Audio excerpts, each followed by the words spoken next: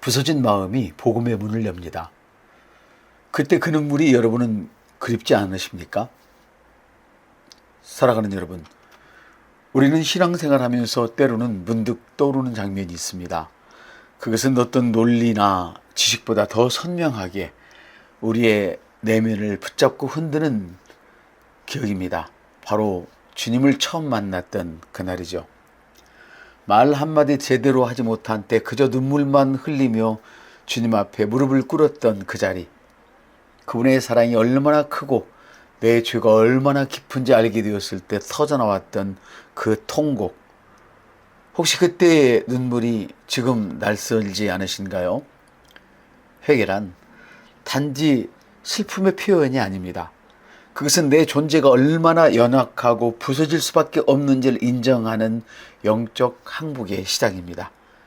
그리고 그 순간 하나님은 멀리 계시지 않습니다. 하나님께서 구하시는 제사는 상한 심령입니다. 그래서 시편 기자는 이렇게 고백했죠.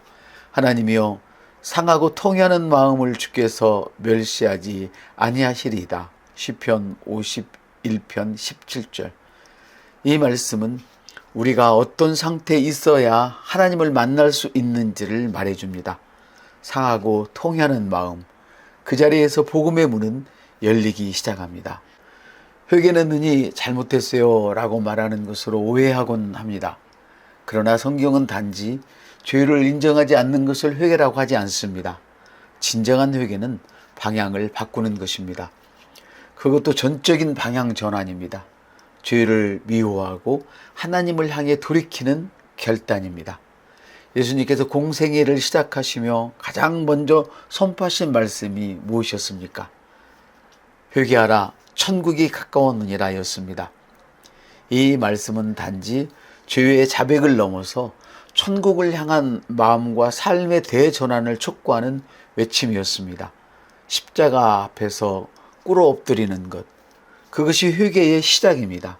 그러나 거기서 머물러서는 안 되죠. 그것은 여정의 출발점일 뿐입니다.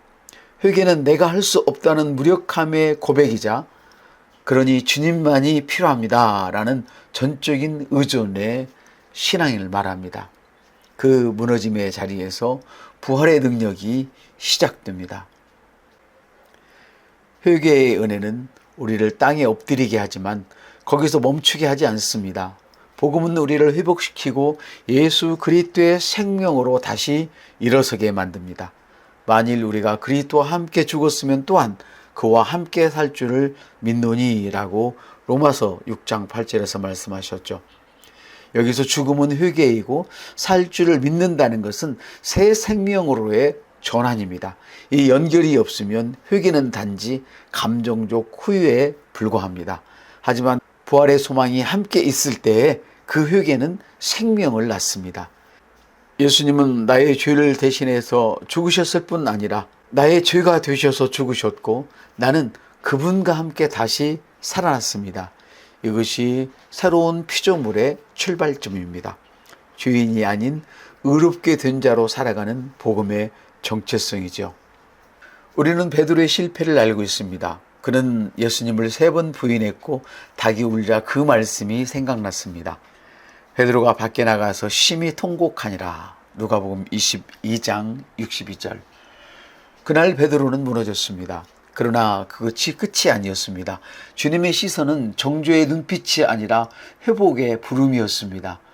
후에 예수님은 이렇게 그에게 말씀하셨죠. 내 양을 먹이라. 회개의 눈물은 사명을 잃어버린 자를 다시 세우는 자리입니다. 진정한 회개는 단지 자신을 미워하는 것이 아니라 다시 주님의 부르심을 향해 일어서는 것입니다. 그래서 회개는 날마다의 훈련입니다. 초대교회 사도들은 회개를 단지 회심의 도구로만 여기지 않았습니다.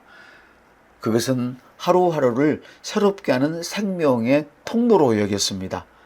너희가 하나님께로 다시 돌아오면 너희 죄가 없이함을 받으며 새롭게 되는 날이 이를 것이라고 사도행전 3장 19절에서 말씀하고 있습니다. 회개는 신앙의 문턱이면서 동시에 지속적인 정결의 통로입니다. 우리는 매일 십자가 앞으로 나가야 합니다. 그곳에서 나의 생각, 나의 정욕, 교만, 두려움을 비우고 하나님의 생명으로 다시 체험을 받는 것입니다. 요엘서 2장 13절은 이렇게 말씀하시죠. 너희는 마음을 찢고 옷을 찢지 말라. 외적인 종교 행위가 아닌 내면의 진실한 고백이 하나님의 손을 움직이는 것입니다.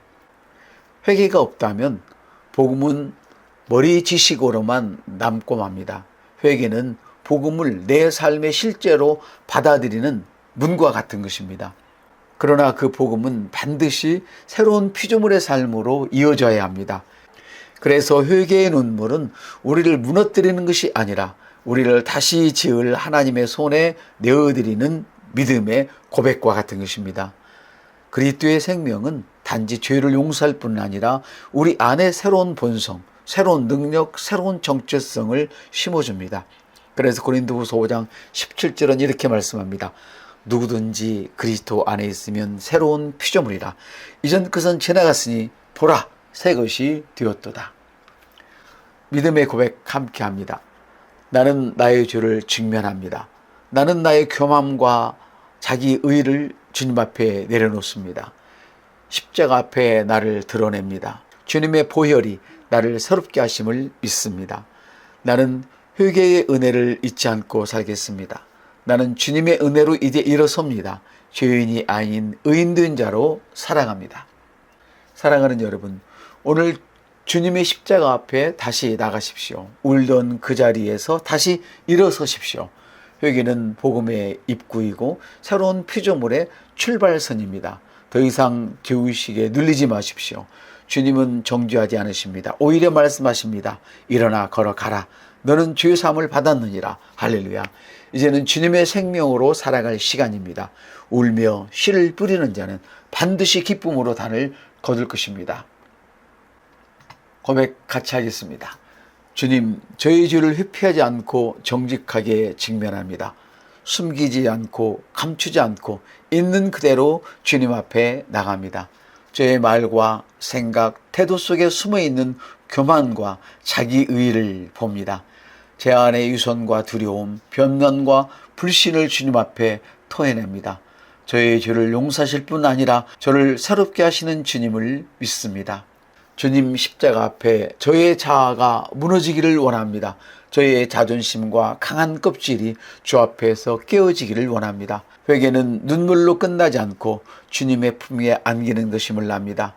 그 어떤 말보다 부서진 심령이 주께 드리는 제사임을 믿습니다. 주님의 사랑의 눈빛이 저를 다시 부르신 것을 압니다. 나는 주님 안에서 다시 일어서는 자입니다. 나는 죄인이 아닌 의롭게 하심을 받은 새로운 피조물입니다. 나는 정죄함이 아닌 은혜의 손길에 붙들려 있습니다. 주님, 저를 다시 부르시고 다시 사용하심에 감사드립니다. 나는 넘어졌지만 그 자리에서 주님의 생명으로 다시 살아납니다. 회개는 오늘도 내 삶을 정결하게 하는 복음의 통로입니다. 나는 매일 십자가 앞에서 다시 시작합니다. 나는 주님의 생명으로 오늘도 걸어갑니다. 울던 자리를 떠나 부르심의 자리로 나갑니다. 나의 이름은 하늘 생명책에 기록되어 있으며 그 이름값답게 아름답게 살겠습니다.